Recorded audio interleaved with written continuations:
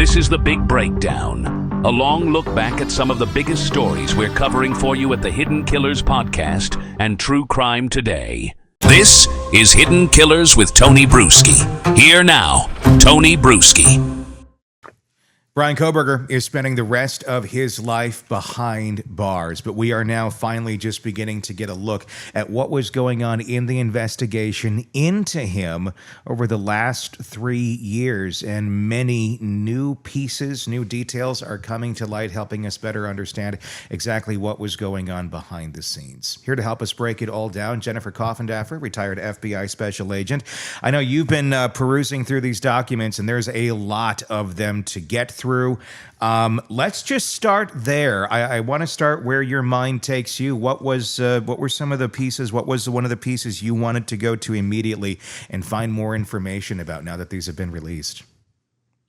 Well, the first thing I wanted to see was confirmation on the order in which the students were killed. Mm-hmm. And it seems very clear, as we all thought from what we knew previously, that Maddie was killed first, followed by Kaylee, and then Xana, and then Ethan.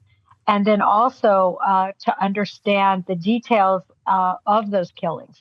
Was one more vicious than the other? Was just trying to determine, of course, targeting and things like that, his reason. So that was one item. The other item, which unfortunately to me has ended up being a big goose egg, is the digital footprint. And apparently he erased a great deal of everything. So we're just not going to get to know, unfortunately. And that's a big problem, not getting his search history, not seeing different, items he might have done on his computer and what he was researching. So unfortunately, his digital footprint is not a good one. Is that because he went through and he deleted things? I mean, can we tell if things were deleted? Do we know if things were deleted? Or was he just not that, I guess, digital of a digger when it came to stalking his prey? No, I think it was there.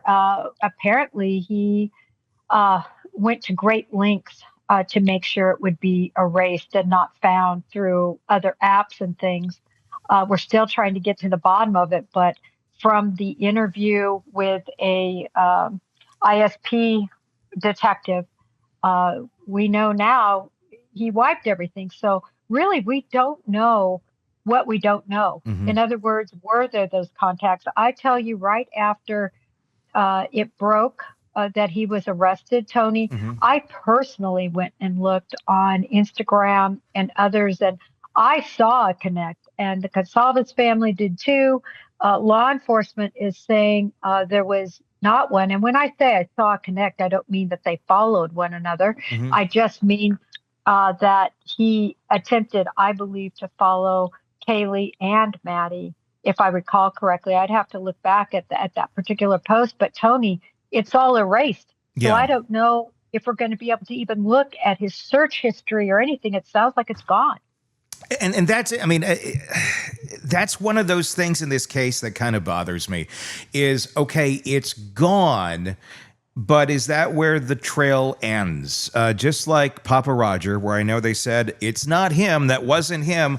I question that, and I question, did they dig deep enough to really get the answers they're looking for digitally here? I mean, maybe the answer simply is it's gone, but I mean, is there any place these sort of things can be found? Because again, Papa Roger doesn't give me a lot of faith in this, that it went and dug deep enough into the identity of him or some of this other information digitally.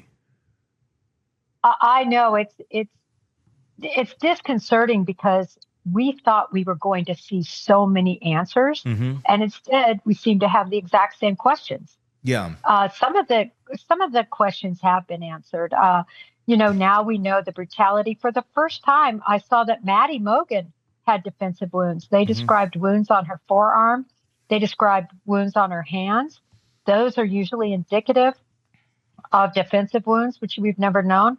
I never knew she had a big mark as if she was struck or some way brutalized from the nose clear over to the end of her eye. We never knew about that. The gag marks, 20 plus stab wounds for Kaylee. Ethan, his jugular cut, his subclavian artery and vein cut. I don't even know if you want me to say, but basically his head lodged between the bed and the wall, Tony. Yeah. It's just, when I read these horrific details, we knew it was bad. Yeah. It's honestly worse than I thought. It is. And it makes it all the more, I would say intriguing, but all the more questionable. How the hell did Bryan Kohberger not sustain any injuries in committing this crime and get out of there as cleanly as he apparently did? Or did he? Or are we learning more about maybe it wasn't quite as clean as we thought it was?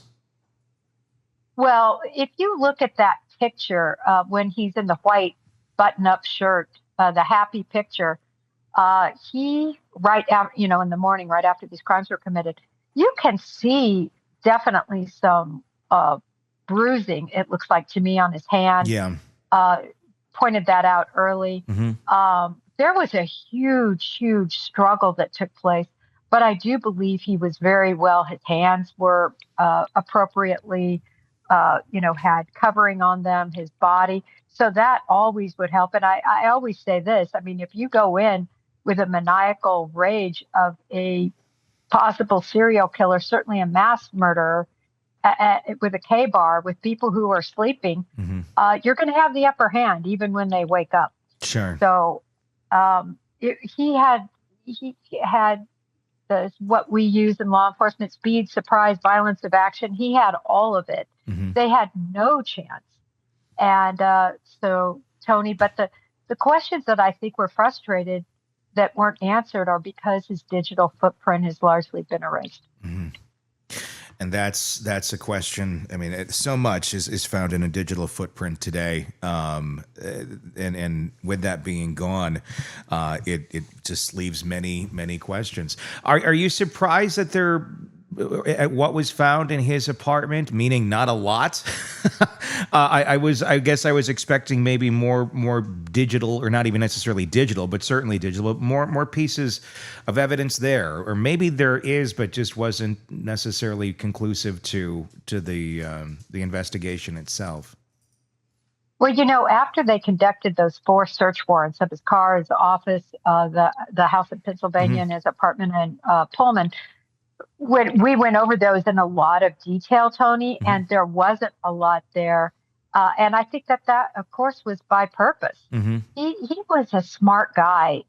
People don't like, I guess people don't like to refer to him as smart, but he was. And I will forever maintain, I don't know if he would have been convicted without the DNA. Would he have been arrested? Would they have known it was him? They may have arrested him just to get him off the streets and try to charge him with something. But without that DNA, Tony, I just don't know if there would have been a case. Now seeing, for instance, that the DoorDash driver, Tony. Yeah. The DoorDash driver didn't really see him. Yeah, that's another interesting part of this whole thing. We recently, in the last couple of months before all this happened, before he pled, the DoorDash driver, that video came out of her talking with the law enforcement officer after she was pulled over. And they thought it was a DUI. It wasn't. She was taking a prescription medication that she was entitled to take. But she had mentioned in that interview that she had seen Kohberger, and everyone was like, whoa, that would not have been a good witness on the stand had this come to fruition, correct? Yeah, it doesn't look good. She had a bad view. It was really foggy. The description is not good. When I say foggy, not in terms of foggy outside, her foggy explanation of exactly what she saw, which makes a lot of sense, Tony. First of all, she's a DoorDash driver on the mission of dropping a package. Yes, you might notice people in passing, especially at that hour, but nobody knew the critical nature of Bryan Kohberger being there, the white Elantra. And so for her to have sort of a cloudy take on what she actually saw makes actually a lot of sense, meaning I think she was being truthful when she was interviewed.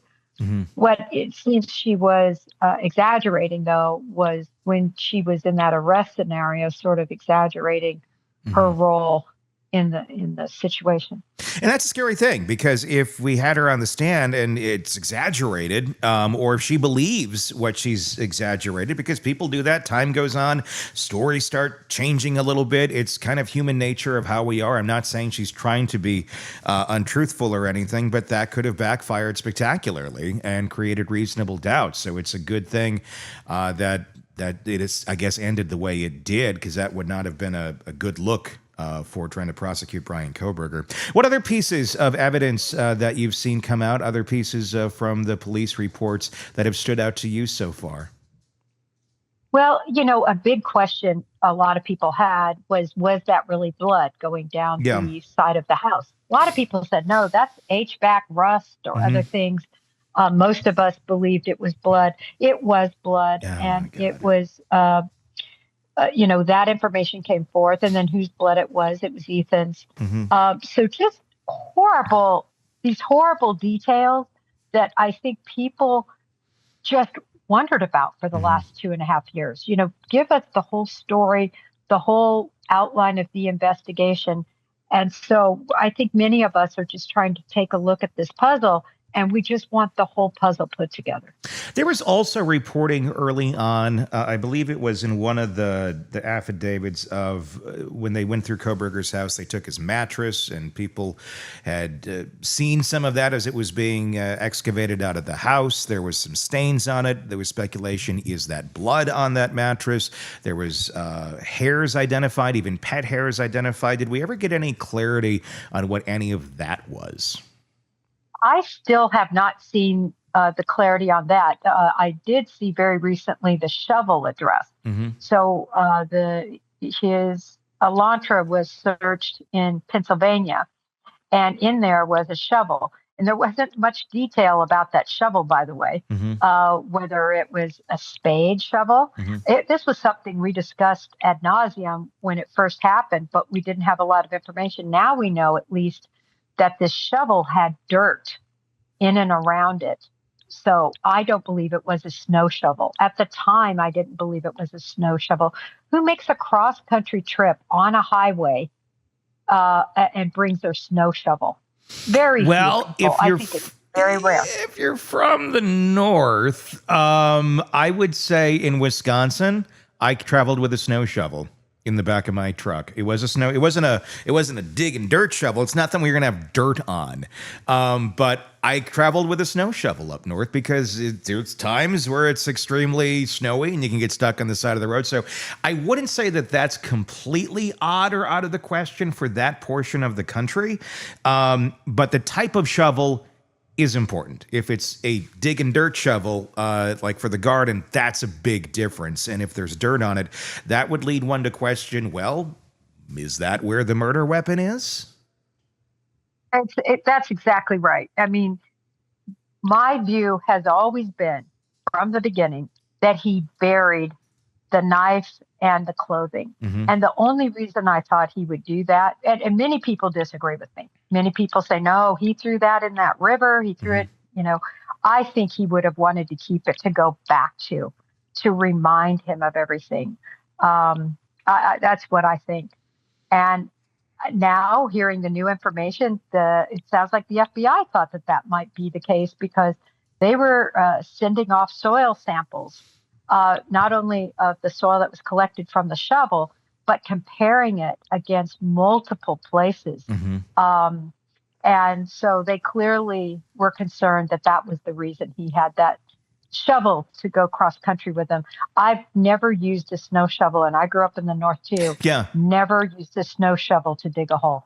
You got lucky. Were people helping you dig stuff? Were you? No, I meant to dig a hole. Oh, okay. Not to dig a hole. Yeah, I was going to say you didn't shovel any snow in the north. Oh no, I shoveled snow all the time. Okay. No, I just meant to dig a hole. Sure. I never got my snow shovel and said, geez, I'm going to go dig something in the garden. Yeah, I don't know how you would do that, but yes, okay. No. I was going to say, I know you're... Like, you were lucky. You were one of the lucky ones. Let me shovel that snow for you, Jennifer. No, I totally hear you on that. What makes me okay? So they're looking in, or they did look into soil samples, trying to determine, okay, geographically, where might this have come from? What I'm also wondering about is cell phone history. I would imagine that could be looked into as well to see where he pinged after the fact and to see areas that maybe he went to dispose of any of this. Was any of that revealed in any of these documents? Yeah, certainly they talk about that, Mm-hmm. that's what helped them know which soil samples to collect Mm-hmm. based on his digital footprint from a cellular standpoint, where Mm-hmm. that was. But I mean, talk about a needle in a haystack. Yeah. I always try to tell people in these missing cases, when people are looking for people or these fugitives that are in the mountains, I want you to take the smallest of a round ball, even a marble, and hide it somewhere in your house and have your whole family look for it. If you hide it pretty well, they're not going to find it for weeks, months, if they ever find it. Mm-hmm. It's so hard. And that really doesn't even equate as it would to these parks that they're trying to look for some hole he might have dug. I mean, it was a needle in the haystack, but I thought it was terrific that they at least tried Mm-hmm. to go down every path to find that knife. And in the end, obviously, it's not needed. He's in prison now for the rest of his life. Is this now a moot point? Is there going to be any more searching for this other than from true crimers with metal detectors? Well, true crimers, now that they've already stated, really, they listed out the places that they were looking. Mm-hmm. So you can bet YouTubers, if that's what I did for a full-time job, Mm-hmm. I would be out there hunting and looking, and you never know. But, I've always believed that the only way they're going to find it is one of two ways. Some hunter or somebody, if it is indeed buried, is some hunter or somebody out there that happens to stumble upon a dig site like that. Mm-hmm. Or the other option would be him saying where it is. And I still think that that's a possibility down the line. That is an interesting question. I saw Howard Bloom posted about it this morning, something to the effect of how long before Bryan Kohberger starts taunting us from behind bars as to where the knife is buried, or maybe the clothing if he had other things on that night. And it does make you wonder. It does make you start to wonder more as we ponder what the existence of Kohberger is going to be like in prison. Is he going to continue to try and emulate other killers like BTK, or insert other serial killer here, which he seems to have a penchant for doing, to try and keep himself relevant? Do you think we're going to see that with Kohberger? I think we will. It's going to take time. Mm-hmm. I think he's probably already has a plan, maybe even knows who he wants to meet with.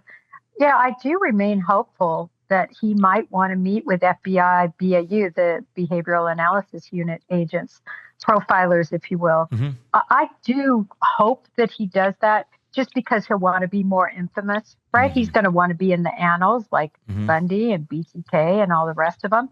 So I think it'll be interesting what route he chooses. Will he go Catherine Ramsland, or will he go with a Dateline, or will he go with a law enforcement type?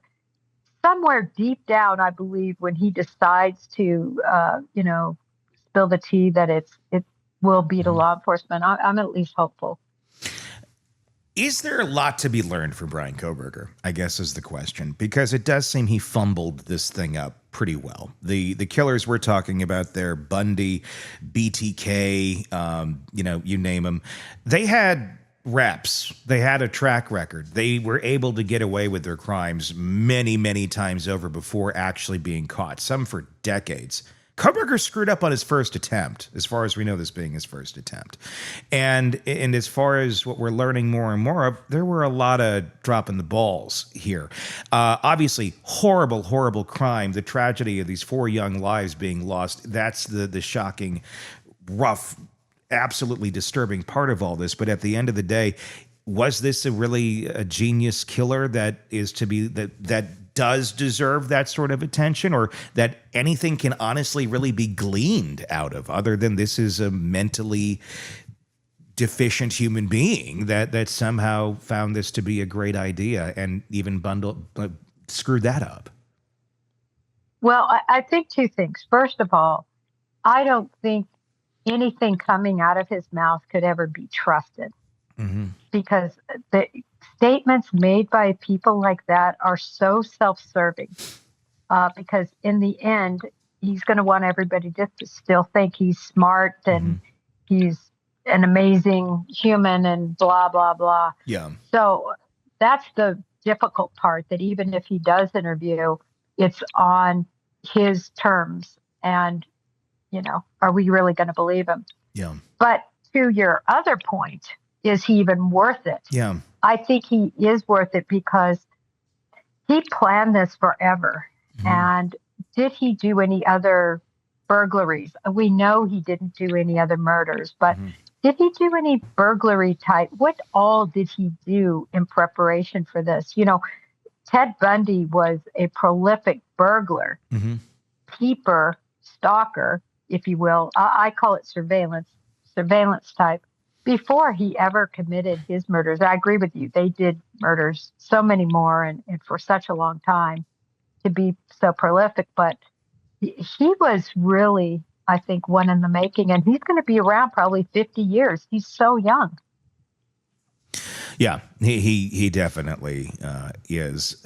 When we're talking about profiling, we're talking about some of the behavior prior to the crime. There's a lot of things that have come out there, but we don't necessarily know if it was him. One, considering we know what actually took place eventually, one would lead one to think possibly it's him. Talking about the house itself, the door tampering, the girls feeling uncomfortable, some of them spotting people off in the distance, watching them. Do you think that was Kohberger that was involved in any of those incidents pre the murders taking place? I think it really is possible. I don't know about the door being ajar. It seemed like, we know people were going in and out of that house often. Especially on weeknights and things. And, I'll never forget that scene where the house is packed with people and not one person who lived there was there. So it was, party central. So I'm not sure about the door being ajar, but I tell you, that spooky description of somebody watching, them looking over. And for those of you who haven't seen that house, it's got woods around it, a tree line, where somebody could easily go. And we need to remember, Kohberger was a runner, not just I think I'm going to go out and recreationally run. He was down to 6-minute miles. And for those of us who run, that is a very healthy clip. So he could have even gone, parked further away, left his car further away, and ran and be that person that was on foot watching from afar. That would not surprise me at all and makes a lot of sense. Yeah, not at all. It does make you wonder if we're going to hear more reporting or any other folks coming out going, oh, yeah, I remember him running through town, or seeing him in odd places running, where it's like, oh, he's just a runner, maybe? Or is there something else going on here? When we're looking at other aspects of this case, or retrospectively looking at some of this now that obviously we're getting more answers to. What else has stood out to you as some pieces that you wanted answers to that maybe now we have gotten? And are you happy with those answers that have been revealed? Well, I have to tell you, Tony, I'm disappointed. I'm disappointed that we don't know more. I mean, a lot of what's being revealed are, just shows the work they put in, but not necessarily results. Yeah, which is often what happens. For instance, we're getting to see Jack Showalter, who a lot of people thought early on that he, was somehow involved in this crime. And so we're getting to see the steps that law enforcement took, the search warrant that was done to, try to see if he had anything to do with this. Of course, he was exonerated very early on. it was found that he had nothing to do with this crime. And they actually did a list, and he was on it saying, this is not a subject anymore. We've run down those leads. So we're getting to see that. And I think it's important for citizens to see that that's what happens. You start small and then you work out, but you have to very diligently investigate all the inner circle. Mm-hmm. And they did that, and we're getting to see that. What's irritating, Tony, is watching people say, see, even law enforcement was looking into him. Mm-hmm. See, he's involved. I mean, you literally, it's like the Twilight Zone.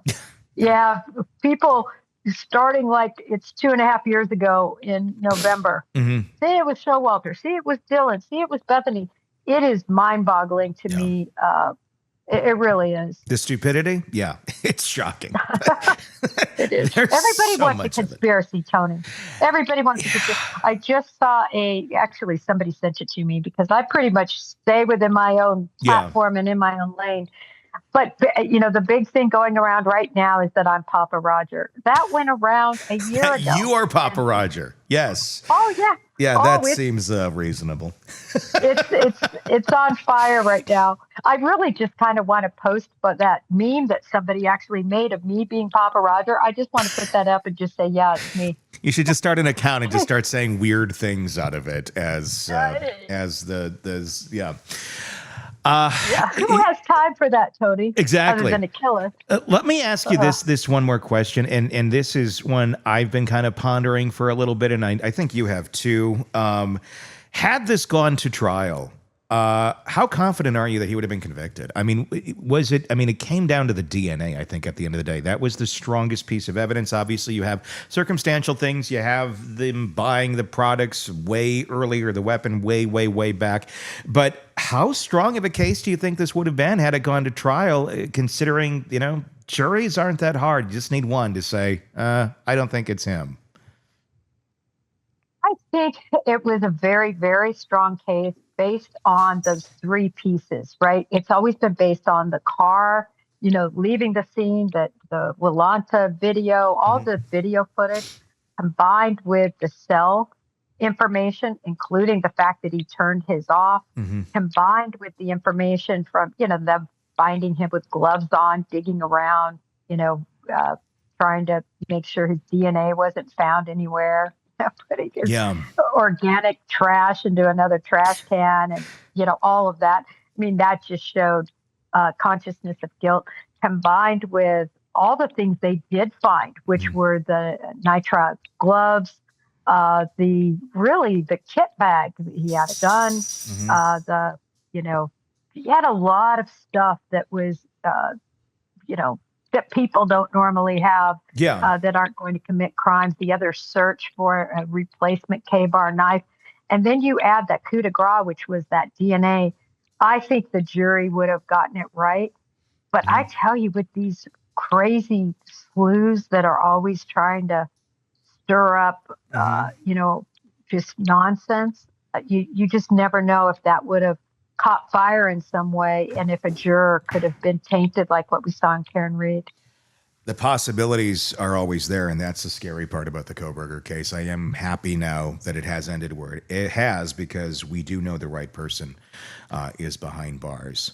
Set the scene for this, because it's a big buzz right now as more information continues to come out about Bryan Kohberger, the case in general, and what he may or may not have done well before the actual night.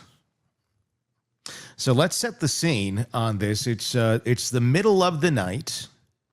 October 10th of 2021 is where we're taking you to. And if you're playing along at home, that's not the night of the quadruple homicides. October 10th of 2021, college town, Pullman, Washington. Young woman wakes up in her off-campus home to find a man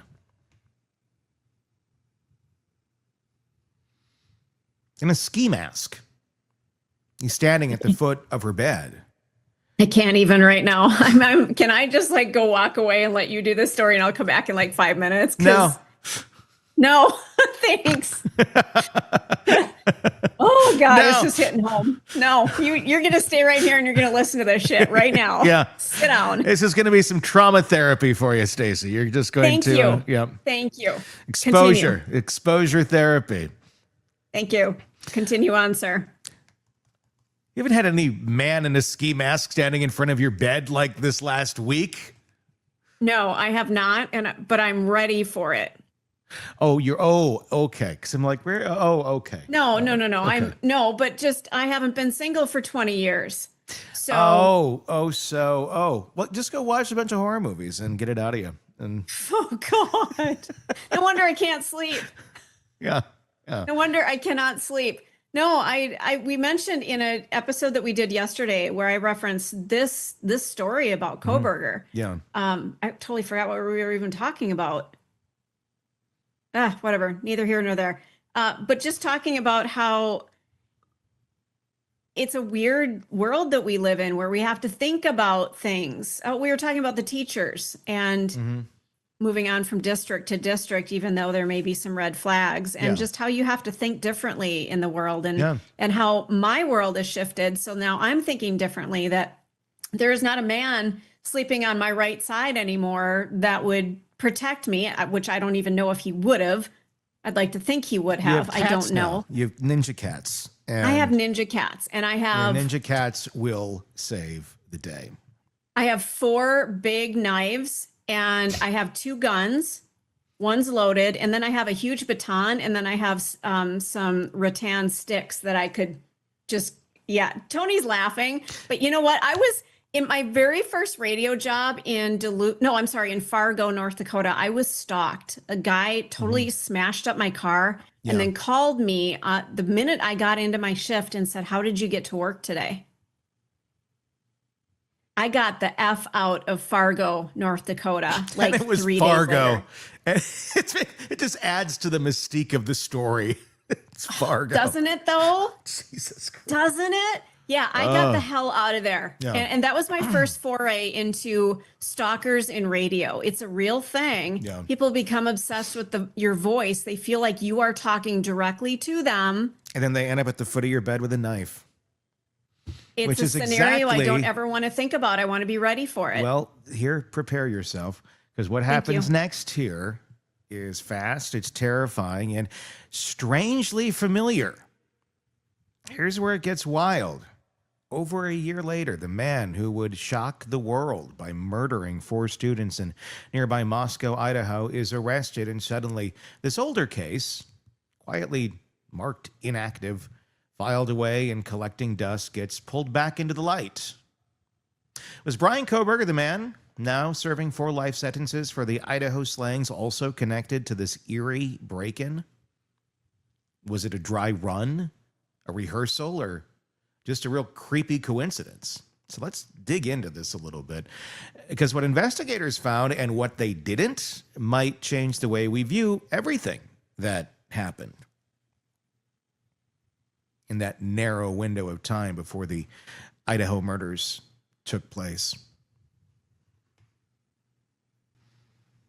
So what exactly happened?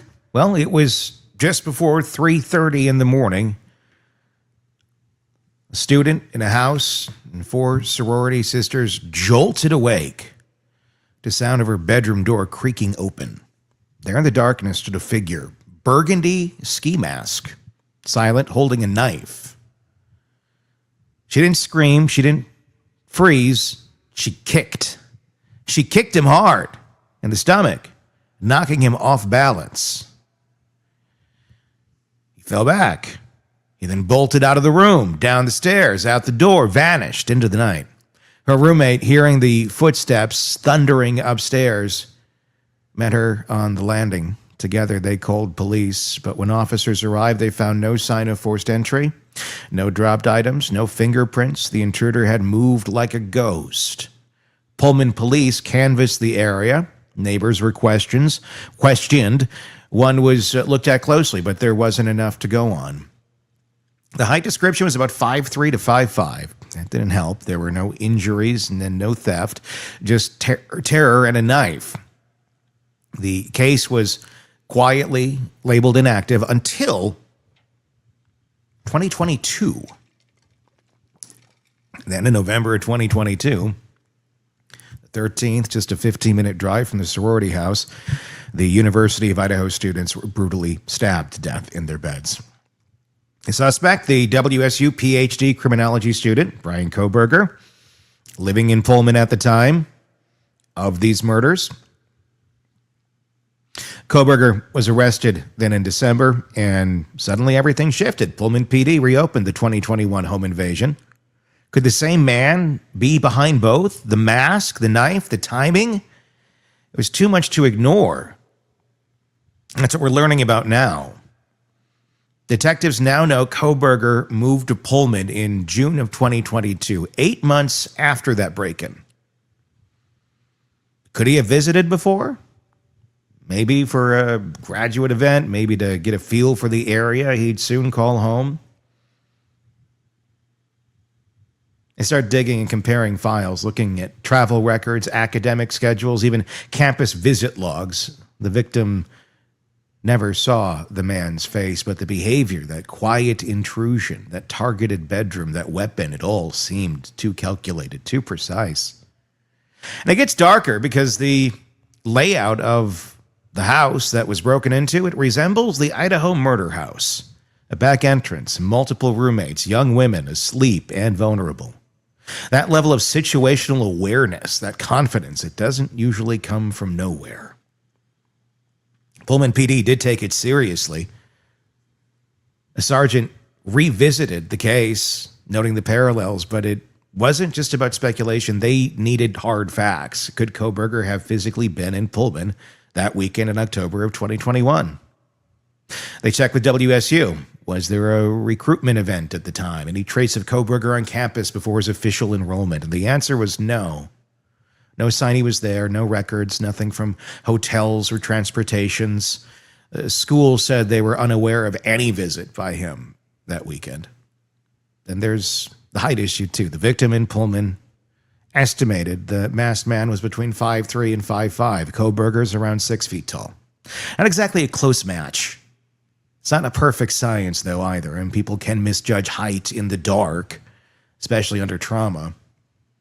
But it is a red flag for investigators. So the case, it's once again inactive.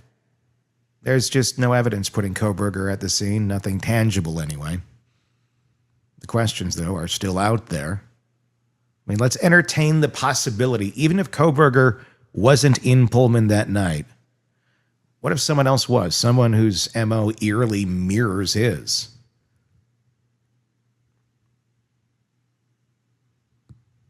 Does that mean Kohberger could now inspire a copycat, or is it more likely we're looking at a coincidence wrapped in the fog of hindsight? Also, what if the height was off? What if he was there, but slipped through the cracks? A dry run. That's what makes this so creepy, is the similarities in a town that doesn't usually have a lot of these sort of issues. A campus that doesn't seem to have a lot of these issues, at least not that we are aware of. Or are there other things? I don't know the answer to that question.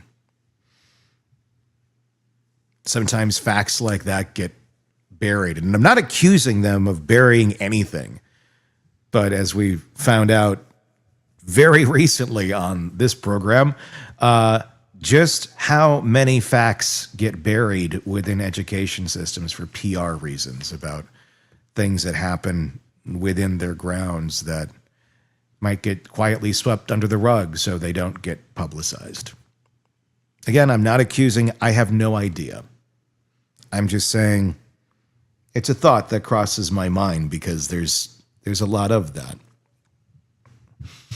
I'm not just saying this institution, or I'm saying as a whole. That I would imagine there's more of that going on than we're unaware of.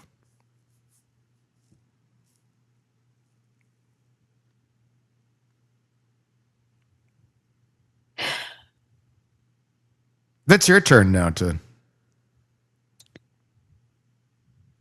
Is there any possibility there's somebody else in this area that's was going to maybe do something, and then Kohberger stepped in and did something and spooked this person? Because what, 5'3" and 5'5"? That is a very small man. Well, my question is, if this is all in the dark, how can you good tell? is how good is anybody at especially if you're laying down Right. and you're just seeing this person scramble out? I don't Yeah, know. but she kicked him. She kicked him, but then he would have also been kind of in a hunched state if he kicked him in the stomach. So he would have been down. Might have been hard. I don't know. I just don't know how much I would rely on the height thing. But more importantly, was he there? Could he have been there physically? That's the question. I don't think there's any doubt that he could have been there. Well, but we'd have to look at, I think, more records of his history. He'd have to dig into his cell history. He'd have to dig into everything and go, where was he tracked at that point in time? He wasn't in town. He wasn't enrolled there. He was in the other part of the country, very likely. So why would he have been there, and why would he then attack a random house that he really knew nothing about because he didn't even live there yet? Unless he was plotting this. Or, again, is there somebody else in the area? I'm sure there's other people in the area that like to do horrible things like this. But they just don't always, there's probably not, it's not like a rampant problem, but do they come out at night sometimes? Yeah, they do. That's why it's such a scary image, is because it's used so many times of the scary man in the house with a knife. Yeah. Because it does happen. But does it mean it's Kohberger? No, but it certainly does make sense that they went back and looked at it, because there was a lot of parallels right there that, yeah, I don't know. Is it common? What are I don't know what the stats would be on this for a lone male to break into a sorority house and attack that. I guess it would kind of depend on the security of the sorority house. I don't know. It just seems like a way that you would get caught very fast with a lot of people there. It's not like you're going to go to some secluded area, or like somebody that's just like living in their own private apartment. I don't know. What I'm saying is the confidence this man had, the same confidence that Kohberger had to go into that house, was exhibited in this one. That's why I'm saying is odd about it, because I'm just thinking, like, if you're, I don't know, you're thinking logically, like, where would you be more likely to get caught breaking into a home? One with like 6, 7, 8, 9, 10, 12, how many more people in it, or one person? I also want to point out that I know when I was in college, which was, gosh, long time ago, I lived in a frat house for a little bit. I wasn't supposed to be living there, but I was. And they didn't lock the doors. The front door didn't even have a working lock on it. The bedroom, like your individual rooms, had locks. But anybody could come in that house at any time. It was open to the public. It was frightening. And the door, this was a very old home, like over 100 years old.